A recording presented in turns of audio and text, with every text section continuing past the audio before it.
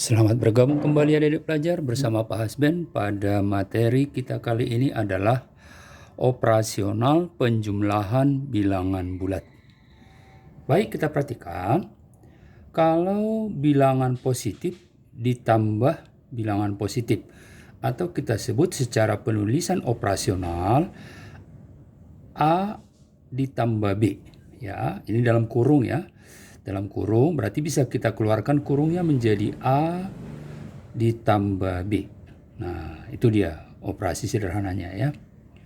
Lalu berikutnya ya, bilangan positif ditambah bilangan negatif atau secara penulisan matematis dalam kurung A plus dalam kurung min B. Nah, ini bisa kita keluarkan tanda kurung menjadi A dikurang B, adik-adik pelajar. Nah, itu ya.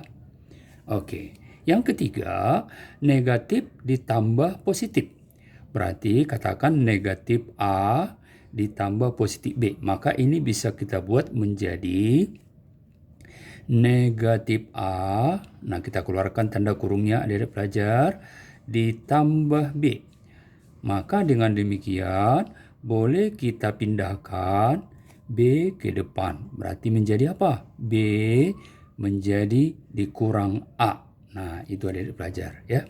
Baik, berikutnya negatif ditambah negatif atau dalam kurung negatif A plus dalam kurung negatif B. Maka kalau kita keluarkan tanda negatifnya boleh menjadi seperti ini ya. Negatif A terus negatif B. Nah, ya. Negatif A, negatif B. Nah, ini. Nanti ini sudah pasti hasilnya negatif ya. Kalau ini juga yang atas sudah pasti hasilnya positif ya. Kalau positif dengan positif, maka hasilnya pasti positif sekian ya. Tapi kalau A dikurang B tergantung yang paling besar ya. Kalau A lebih besar daripada B, maka hasilnya positif. Tapi kalau A lebih kecil daripada B, maka hasilnya negatif. Begitu ya. Nah, demikian juga halnya B dikurang A. Kalau B lebih besar daripada A, maka hasilnya positif. Tetapi kalau B lebih kecil daripada A, maka hasilnya negatif. Ya. Tetapi yang terakhir ini, negatif A dikurang negatif B. Apapun lebih besar atau lebih kecil pun A dengan B, maka ini dipastikan hasilnya negatif ya. Nah, jadi yang sudah pasti apa? Ini positif dengan positif, negatif dengan negatif. Baik adik-adik pelajar, kita lihat contoh soalnya ya. Kita lihat sekarang contoh soal untuk operasional ini ya.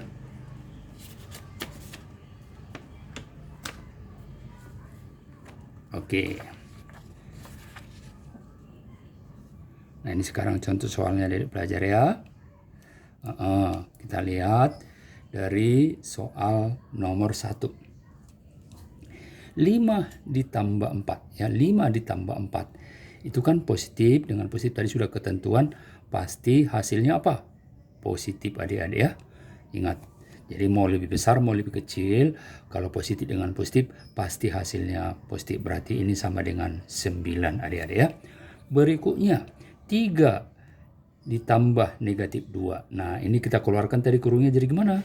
Jadi 3 dikurang 2 jadinya adik-adik ya. Maka ini hasilnya berapa? 1. Nah, itu ya. Oke, ini tadi 9, ini 1. Baik, yang ketiga. Negatif 3 ditambah 7 ya.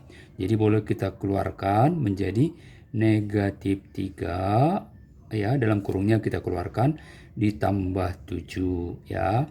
Karena 7-nya lebih besar, maka boleh kita geser posisinya menjadi 7 di depan, negatif 3-nya di belakang. Nah, itu sama adik-adik pelajar ya.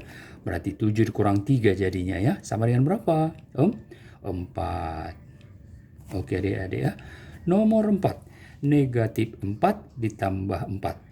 Nah, ini juga kalau kita keluarkan dari dalam kurung, negatif 4 ditambah 4. Boleh kita geser yang positif ke depan ya. Yang positif ke depan berarti menjadi 4 ya. Ini jadi ke depan, ini jadi ke belakang ya. Jadi negatif 4 ya, dikurang 4. 4 dikurang 4 berapa adik-adik? 0, betul ya. Oke, contoh soal terakhir ya.